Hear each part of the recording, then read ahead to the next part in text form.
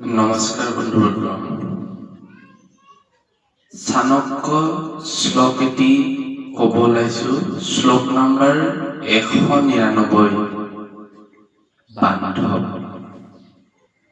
সত্য মাতা পিতা জ্ঞানম ধৰ্মম ভ্ৰাতা দয়া সখা শান্তিম পত্নী ক্ষমা পুত্ৰম সহেতি মম বান্ধৱাম।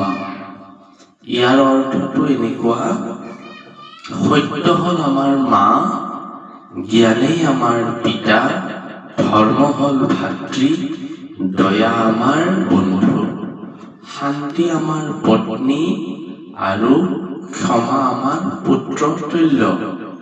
এই 6টি গুণেই হ'ল বান্ধৱ। তেতিয়াহ'লে এই 6টি গুণ নিজৰ মাজত ৰাখিব লাগে। ধন্যবাদ।